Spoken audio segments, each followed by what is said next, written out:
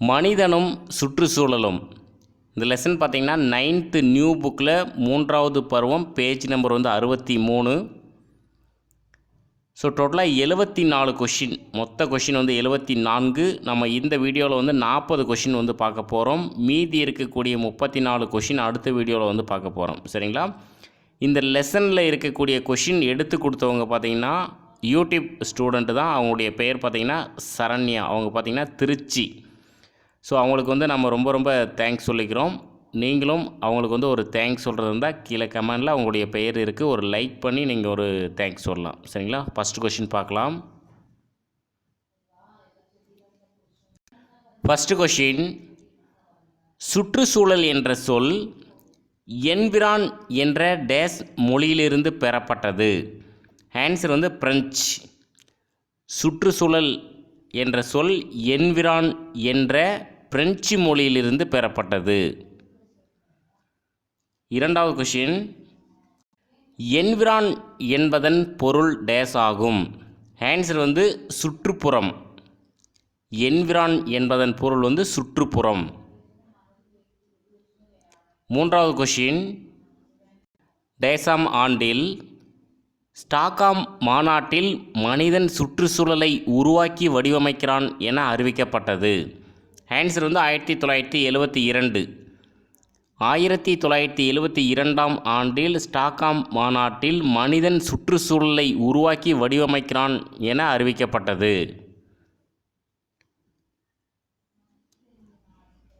Rio de Janeiro நகரில் டேசாம் ஆண்டு நடைபெற்ற புவி உச்சி மாநாடு ஐக்கிய நாடுகளின் சுற்றுச்சூழல் மற்றும் வளர்ச்சி மாநாடு என்று அழைக்கப்படுகிறது. ஆன்சர் 1992. ரியோ டி ஜெனிரோ நகரில் 1992ஆம் ஆண்டு நடைபெற்ற புவி உச்சி மாநாடு ஐக்கிய நாடுகளின் சுற்றுச்சூழல் மற்றும் வளர்ச்சி மாநாடு என்று அழைக்கப்படுகிறது. ஐந்தாவது கொஷின், சுற்றுப்புற சூழலின் வகைப்பாடுகள். ஆன்சர் அனைத்தும் சரி. இயற்கை சுற்றுச்சூழல், மனித சுற்றுச்சூழல், மனிதனால் உருவாக்கப்பட்ட சுற்றுச்சூழல். சுற்றுப்புற சூழலின் வகைப்பாடுகள் இயற்கை சுற்றுச்சூழல், மனித சுற்றுச்சூழல், மனிதனால் உருவாக்கப்பட்ட சுற்றுச்சூழல். ஆறாவது கொஷின், இயற்கை சுற்றுச்சூழலுக்கு எடுத்துக்காட்டு. ஆன்சர் அனைத்தும் சரி. நிலம், காற்று, நீர், உயிரினங்கள். இயற்கை சுற்றுச்சூழலுக்கு எடுத்துக்காட்டு நிலம், காற்று, நீர், உயிரினங்கள். ஏழாவது கொஷின், மனித சுற்றுச்சூழலுக்கு எடுத்துக்காட்டு. ஆன்சர் அனைத்தும் சரி. அரசியல், பொருளாதாரம், கல்வி, மதம், சமூகம், குடும்பம், தனி நபர். மனித சுற்றுச்சூழலுக்கு எடுத்துக்காட்டு அரசியல், பொருளாதாரம், கல்வி, மதம், சமூகம், குடும்பம், தனி நபர். எட்டாவது கொஷின், மனிதனால் உருவாக்கப்பட்ட சுற்றுச்சூழலுக்கு எடுத்துக்காட்டு. ஆன்சர் அனைத்தும் சரி. பூங்கா, பாலம், சாலை, கட்டிடம், தொழிற்சாலை, நினைவு சின்னங்கள். இது எல்லாமே மனிதனால் உருவாக்கப்பட்ட சுற்றுச்சூழலுக்கு எடுத்துக்காட்டு. பூங்கா, பாலம், சாலை, கட்டிடம், தொழிற்சாலை, நினைவு சின்னங்கள். மக்கள் தொகை என்ற சொல் எந்த மொழியிலிருந்து பெறப்பட்டது? Answer Latin. மக்கள் தொகை என்ற சொல் லத்தீன் மொழியிலிருந்து பெறப்பட்டது. அதாவது பாப்புலஸ். பாப்புலஸ் என்ற வார்த்தை லத்தீன், அதனுடைய பொருள் மக்கள். 10வது கொஷின், டேஸ் மொழியில் டெமோஸ் என்றால் மக்கள் என்றும் கிராபிக்ஸ் என்றால் கணக்கிடுதல் என்றும் பொருளாகும். ஆன்சர் கிரேக்கம். கிரேக்க மொழியில் டெமோஸ் என்றால் மக்கள் என்றும் கிராபிக்ஸ் என்றால் கணக்கிடுதல் என்றும் பொருளாகும். 11, மக்கள் தொகையில் மாற்றம் என்பது எதனால் தீர்மானிக்கப்படுகிறது? ஆன்சர் அனைத்தும் சரி. பிறப்பு, இறப்பு, மக்கள் இடப்பெயர்வு. மக்கள் தொகையில் மாற்றம் என்பது எதனால் தீர்மானிக்கப்படுகிறது? பிறப்பு, இறப்பு, மக்கள் இடப்பெயர்வு.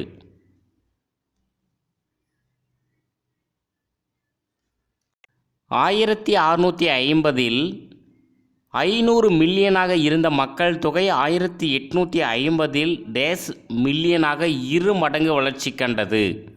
ஆன்சர் வந்து 1000.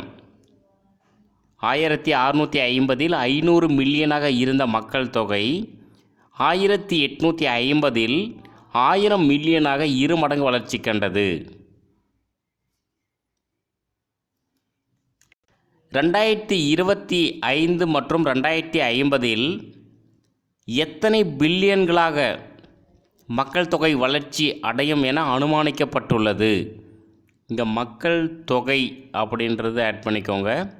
2025 மற்றும் 2050 எத்தனை பில்லியன்களாக மக்கள் தொகை வளர்ச்சி அடையும் என அனுமானிக்கப்பட்டுள்ளது? ஆன்சர் வந்து இரண்டும் சரி. 2025 8 பில்லியன், 2050 பார்த்தீங்கன்னா 9 பில்லியன். 14 ஐரோப்பாவில் பிளேக் நோய் தாக்கிய நூற்றாண்டு. ஆன்சர் வந்து 14ஆம் நூற்றாண்டு. ஐரோப்பாவில் பிளேக் நோய் தாக்கிய நூற்றாண்டு வந்து 14ஆம் நூற்றாண்டு. 15 பொது ஆண்டு முன்பு 3800 இங்கே வந்து பொது ஆண்டு முன்புன்னு போட்டுக்கோங்க. பொது ஆண்டு முன்பு 3800 உலகின் முதல் மக்கள் தொகை கணக்கெடுப்பு நடத்திய நாடு. ஆன்சர் வந்து பாபிலோனா. பொது ஆண்டு முன்பு 3800 உலகின் முதல் மக்கள் தொகை கணக்கெடுப்பு நடத்திய நாடு வந்து பாபிலோனா. 16 நவீன மக்கள் தொகை கணக்கெடுப்பு முதலில் நடத்திய நாடு. ஆன்சர் வந்து டென்மார்க். நவீன மக்கள் தொகை கணக்கெடுப்பு முதலில் நடத்திய நாடு வந்து டென்மார்க். இந்த மாதிரி கொஷின் வந்து கேட்கறதுக்கு வாய்ப்பு இருக்குது, நல்லா பார்த்து வச்சுக்கோங்க. 17 இந்தியாவில் முதலில் மக்கள் தொகை கணக்கெடுப்பு நடத்திய ஆண்டு. நிறைய டைம் டிஎன்பிஎஸ்சியில் கேட்டாங்க. ஆன்சர் வந்து 1872. அதாவது முதலில். அப்புறம் வந்து இந்தியாவில் முறையான மக்கள் தொகை கணக்கெடுப்பு நடத்திய ஆண்டு 1881. இது வந்து முறையான மக்கள் தொகை கணக்கெடுப்பு. இது வந்து முதலில் 1872 முதலில் மக்கள் தொகை கணக்கெடுப்பு நடத்திய ஆண்டு 1872.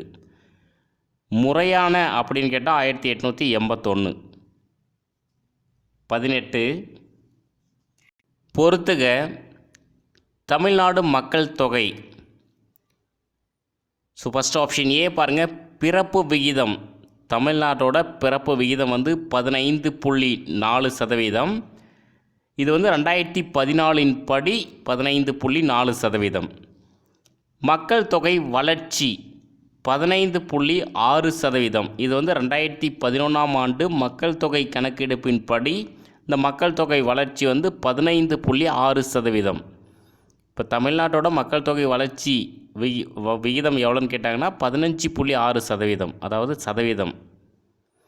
மக்கள் அடர்த்தி பார்த்திங்கன்னா ஒரு சதுர கிலோமீட்டருக்கு 555. 2011ஆம் ஆண்டு மக்கள் தொகை கணக்கெடுப்பின் படி ஒரு சதுர கிலோமீட்டருக்கு 555. அடுத்து மொத்த கருவள விகிதம் 1.6 பிறப்பு ஒவ்வொரு பெண்ணிற்கும். இது வந்து 2016ஆம் ஆண்டு கணக்குப்படி மொத்த கருவள விகிதம் வந்து 1.6. குழந்தைகளின் இறப்பு விகிதம் 1000 குழந்தைகளுக்கு 17. இது வந்து 2016ஆம் ஆண்டு கணக்குப்படி. வாழ்நாள் மதிப்பீடு பார்த்திங்கன்னா 70.6 ஆண்டுகள். தமிழ்நாட்டில் இருக்கக்கூடிய சராசரி மக்களுடைய வாழ்நாள் மதிப்பீடு வந்து 70.6 ஆண்டுகள். இது வந்து 2010 to 14 கணக்கின்படி. கல்வி அறிவு விகிதம் 80.09%. தமிழ்நாட்டோட கல்வி அறிவு விகிதம் 2011 படி. வேறு ஒரு சில இடத்துல பார்த்திங்கன்னா 80.33% அப்படின்னு வந்து நிறைய இடத்துல கொடுத்துருப்பாங்க. ஒரு சில இடத்துல 80.09 கொடுத்துருப்பாங்க. ரெண்டுமே தெரிஞ்சு வச்சுக்கோங்க. பாலின விகிதம் 1000 பெண்களுக்கு 1000 ஆண்களுக்கு 996 பெண்கள். இது வந்து 2011ஆம் ஆண்டு மக்கள் தொகை கணக்கெடுப்பின்படி. ஒரு சில இடத்துல பார்த்தீங்கன்னா 995க்கு தான் கொடுத்துருப்பாங்க. சரிங்களா? அதாவது 1000 ஆண்களுக்கு 996 பெண்கள். ஒரு சில இடத்துல 995 கொடுத்துருப்பாங்க. அதுவும் நீங்கள் தெரிஞ்சுக்கோங்க. ஸோ அடுத்த கொஷின், உலக மக்கள் தொகை தினம் டிஎன்பிஎஸ்சியில் இந்த கொஷின் கேட்டிருக்காங்க. ஆன்சர் வந்து ஜூலை 11. இது எந்த ஆண்டு முதல் இந்த உலக மக்கள் தொகை தினம் வந்து கொண்டாடுறாங்கன்னா 1989 முதல். உலக மக்கள் தொகை தினம் வந்து எப்போ? ஜூலை 11. 20வது கொஷின், இந்தியாவில் முறையான மக்கள் தொகை கணக்கெடுப்பு நடத்தப்பட்ட ஆண்டு. முறையான ஆன்சர் வந்து 1881. முதலில் வந்து 1872. சரிங்களா? இந்தியாவில் முறையான மக்கள் தொகை கணக்கெடுப்பு நடத்தப்பட்ட ஆண்டு 1881. டிஎன்பிஎஸ்சியில் கேட்டிருக்காங்க கொஷின். 21, இந்தியாவில் மக்கள் தொகை கணக்கெடுப்பு எத்தனை ஆண்டுகளுக்கு ஒரு முறை எடுக்கப்பட்டு வருகிறது? ஆன்சர் வந்து 10 ஆண்டுகளுக்கு ஒரு முறை.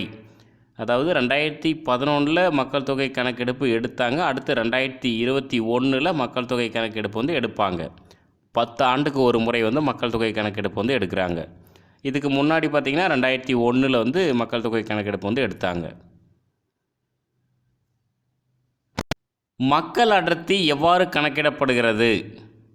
டிஎன்பிஎஸ்சியில் கொஷின் கேட்டிருக்காங்க. ஆன்சர் வந்து ஆப்ஷன் ஏ, மொத்த மக்கள் தொகை வகுத்தல் மொத்த நிலப்பரப்பு. இப்போ தமிழ்நாட்டோட 2011 மக்கள் தொகை அடர்த்தி பார்த்திங்கன்னா 555 நம்ம வந்து பார்த்தோம்.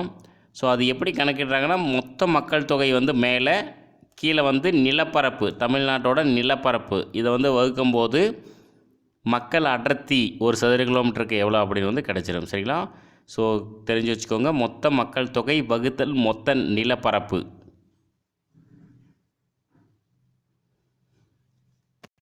உலக மக்கள் அடர்த்தியை 3 பெரும் பிரிவுகளாக பிரிக்கலாம். அவை.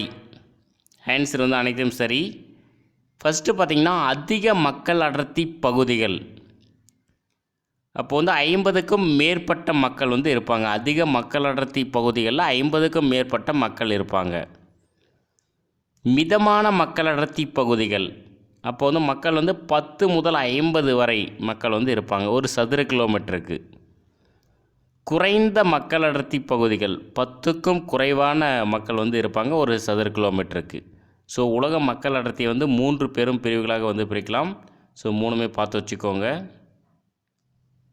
24, அதிக மக்கள் அடர்த்தி கொண்ட பகுதிகளுக்கு எடுத்துக்காட்டு. ஆன்சர் வந்து அனைத்தும் சரி. கிழக்கு ஆசியா, தெற்கு ஆசியா, வடமேற்கு ஐரோப்பா, வட அமெரிக்காவின் கிழக்கு பகுதி, இதெல்லாம் வந்து அதிக மக்கள் அடர்த்தி கொண்ட பகுதிகள். கிழக்கு ஆசியா, தெற்கு ஆசியா, வடமேற்கு ஐரோப்பா, வட அமெரிக்காவின் கிழக்கு பகுதி. மிதமான மக்கள் அடர்த்தி கொண்ட பகுதிகளுக்கு எடுத்துக்காட்டு. ஆன்சர் வந்து அனைத்தும் சரி. அங்கோலா, காங்கோ, நைஜீரியா, ஆப்பிரிக்காவில் உள்ள சாம்பியா. மிதமான மக்கள் அடர்த்தி கொண்ட பகுதிகளுக்கு எடுத்துக்காட்டு வந்து அங்கோலா, காங்கோ, நைஜீரியா, ஆப்பிரிக்காவில் உள்ள சாம்பியா. 26, குறைவான மக்கள் அடர்த்தி கொண்ட பகுதிகளுக்கு எடுத்துக்காட்டு. ஆன்சர் வந்து அனைத்தும் சரி. மத்திய ஆப்பிரிக்கா, மேற்கு ஆஸ்திரேலியா, வடக்கு ரஷ்யா மற்றும் கனடா. குறைவான மக்கள் அடர்த்தி கொண்ட பகுதிகளுக்கு எடுத்துக்காட்டு மத்திய ஆப்பிரிக்கா, மேற்கு ஆஸ்திரேலியா, வடக்கு ரஷ்யா மற்றும் கனடா. 27, பொறுத்துக, தமிழ்நாட்டில் 5 மிக அதிக மக்கள் அடர்த்தி கொண்ட மாவட்டங்கள். ஸோ ஃபஸ்ட்டு பாருங்கள், சென்னையோட பரப்பளவு பார்த்திங்கன்னா 178.2 சதுர கிலோமீட்டர். ஸோ சென்னையில் உள்ள மக்கள் பார்த்திங்கன்னா 46,46,732 மக்கள். காஞ்சிபுரம் அதனுடைய சதுர கிலோமீட்டர் பார்த்திங்கன்னா 7857 7857 சதுர கிலோமீட்டர். மக்கள் தொகை எவ்வளோ இருக்காங்கன்னா 39,98,252 பேர் இருக்காங்க. வேலூர் பாருங்கள் 6077 சதுர கிலோமீட்டர். மக்கள் தொகை வந்து 39,36,331 மக்கள். So first Chennai, Kanchipuram, Vellore first 3 பார்த்து வச்சுக்கோங்க. திருவள்ளூர் 3424 சதுர கிலோமீட்டர். மக்கள் தொகை பார்த்திங்கன்னா 37,28,104. அடுத்து வந்து சேலம். சேலத்துடைய பரப்பளவு 5204 சதுர கிலோமீட்டர். மக்கள் தொகை பார்த்திங்கன்னா 34,82,056 பேர். ஸோ பார்த்து வச்சுக்கோங்க. 28. இந்தியாவில் அதிகாரப்பூர்வ மக்கள் தொகை கொள்கை நடைமுறைப்படுத்தப்பட்ட ஆண்டு. ஆன்சர் வந்து 1952. இந்த மாதிரி கொஷினெல்லாம் கேட்கலாம் சரிங்களா. மக்கள் தொகை கொள்கை நடைமுறைப்படுத்தப்பட்ட ஆண்டு 1952. மக்கள் தொகை கொள்கையை முதலில் அறிவித்த நாடு வந்து இந்தியா. மக்கள் தொகை கொள்கையை முதலில் அறிவித்த நாடு வந்து இந்தியா. இடப்பெயர்வு 2 வகைப்படும் அவை. ஆன்சர் வந்து இரண்டும் சரி. உள்நாட்டு இடப்பெயர்வு, பன்னாட்டு இடப்பெயர்வு. இடப்பெயர்வு 2 வகைப்படும். ஒன்று உள்நாட்டு இடப்பெயர்வு, இன்னொன்று பன்னாட்டு இடப்பெயர்வு. 31. இடப்பெயர்வுக்கான தள்ளு காரணிகள். ஆன்சர் வந்து அனைத்தும் சரி. ஃபஸ்ட் ஆப்ஷன் ஏ பாருங்கள். குறைந்த வேலைவாய்ப்பு வசதிகள். அதாவது தான் இருக்கக்கூடிய இடத்துல வந்து குறைவான வேலைவாய்ப்பு இருக்கும் பட்சத்தில் வந்து ஒரு நபர் வந்து இடம் பெயர்றாங்க. ஸோ இடப்பெயர்வுக்கான காரணம் வந்து குறைந்த வேலைவாய்ப்பு வசதிகள். முன்னேற்றம் அடையாத வாழ்க்கை நிலை, பாலைவனமாதல், குறைந்த மருத்துவ வசதி, மாசடைதல், இயற்கை பேரிடர், போர்கள், அரசியல் மற்றும் சமய சுதந்திரமின்மை. ஸோ இந்த மாதிரி காரணங்கள் வந்து இருக்கும்போது தான் இருக்கக்கூடிய இடத்துலேருந்து வேறு இடத்துக்கு வந்து இடம் பெயர்ந்து போகிறாங்க. இடப்பெயர்வுக்கான ஈர்ப்பு காரணிகள். ஆன்சர் வந்து அனைத்தும் சரி. சிறந்த வேலைவாய்ப்பு வசதிகள், நல்ல வாழும் சூழல், வளமான நிலப்பகுதி, சிறந்த மருத்துவ வசதி, பாதுகாப்பு, தூய்மையான சுற்றுச்சூழல், கல்வி, தொழில்கூடங்கள், அரசியல் மற்றும் சமய சுதந்திரம். இது எல்லாமே இடப்பெயர்வுக்கான ஈர்ப்பு காரணிகள். 33வது கொஷின்.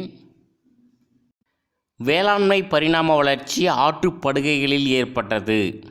அதற்கான சில எடுத்துக்காட்டுகள். ஆன்சர் வந்து அனைத்தும் சரி. நைல், சிந்து, ஹவாங்கோ, யூப்ரட்டிஸ், டைக்ரீஸ். வேளாண்மை பரிணாம வளர்ச்சி ஆற்றுப்படுகைகளில் ஏற்பட்டது. அதற்கான எடுத்துக்காட்டு வந்து நைல், சிந்து, ஹவாங்கோ, யூப்ரட்டிஸ், டைக்ரீஸ். 34. செவ்வக வடிவ குடியிருப்புகள் காணப்படும் பகுதிகள். ஆன்சர் வந்து ஆப்ஷன் ஏ. சமவெளி பகுதி, பள்ளத்தாக்கு பகுதி.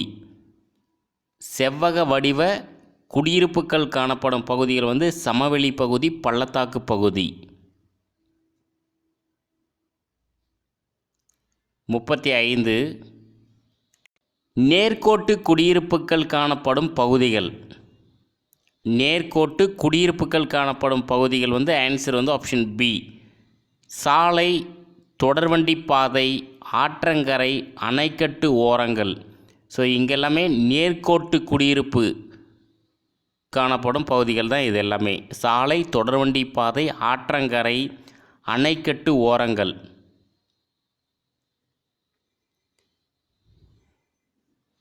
வட்ட வடிவ குடியிருப்பு காணப்படும் பகுதிகள். ஆன்சர் வந்து ஆப்ஷன் சி. ஏரிகள், குளங்கள், கடற்கரை பகுதிகள் இங்கெல்லாமே வட்ட வடிவ குடியிருப்பு வந்து காணப்படும். 37 நட்சத்திர வடிவ குடியிருப்புகள் காணப்படும் பகுதிகள்.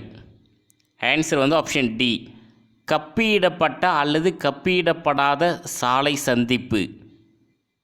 நட்சத்திர வடிவ குடியிருப்புகள் காணப்படும் பகுதியில் வந்து கப்பியிடப்பட்ட அல்லது கப்பியிடப்படாத சாலை சந்திப்பு. 38 முக்கோண வடிவ குடியிருப்புகள் காணப்படும் பகுதிகள். ஆன்சர் வந்து ஆப்ஷன் ஏ, ஆறுகள் ஒன்றாக சேரும் இடங்கள். முக்கோண வடிவ குடியிருப்புகள் காணப்படும் பகுதிகள் வந்து ஆறுகள் ஒன்றாக சேரும் இடங்கள். 39 டி வடிவ, ஒய் வடிவ, சிலுவை வடிவ அல்லது குறுக்கு வடிவ குடியிருப்புகள் காணப்படும் பகுதிகள்.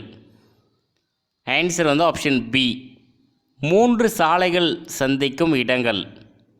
2 சாலைகள் 3வது சாலையுடன் சேரும் இடங்கள். டி வடிவ, ஒய் வடிவ, சிலுவை வடிவ அல்லது குறுக்கு வடிவ குடியிருப்புகள் காணப்படும் பகுதிகள் வந்து 3 சாலைகள் சந்திக்கும் இடங்கள். 2 சாலைகள் 3வது சாலையுடன் சேரும் இடங்கள்.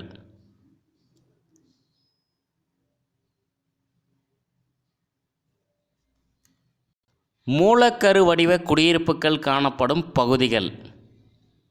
ஆன்சர் வந்து ஆப்ஷன் சி, சாலைகள் வட்ட வடிவமாகவும் ஒரு மையத்தில் முடிவடையக்கூடியதாகவும் இருக்கும். அதற்கான எடுத்துக்காட்டு பார்த்திங்கன்னா மசூதி, கோவில், தேவாலயம். மூலக்கரு வடிவ குடியிருப்புகள் காணப்படும் பகுதியில் வந்து சாலைகள் வட்ட வடிவமாகவும் ஒரு மையத்தில் முடிவடையக்கூடியதாகவும் இருக்கும். ஸோ எடுத்துக்காட்டு வந்து மசூதி, கோவில், தேவாலயம். 41வது கொஷின் பாருங்கள். உலகின் மிக பழமையான மக்கள் தொடர்ந்து வாழ்ந்து வரும் பகுதி. ஆன்சர் வந்து ஆப்ஷன் ஏ, டமாகஸ். உலகின் மிக பழமையான மக்கள் தொடர்ந்து வாழ்ந்து வரும் பகுதி வந்து டமாகஸ். எத்தனை ஆண்டுகளுக்கு முன்பு அப்படின்னா 11,000 ஆண்டுகளுக்கு முன்பு. ஸோ 41 கொஷின் பார்த்துருக்கோம். மீதி இருக்கக்கூடிய கொஷின் வந்து அடுத்த வீடியோவில் நம்ம வந்து பார்த்துக்கலாம். தேங்க்யூ.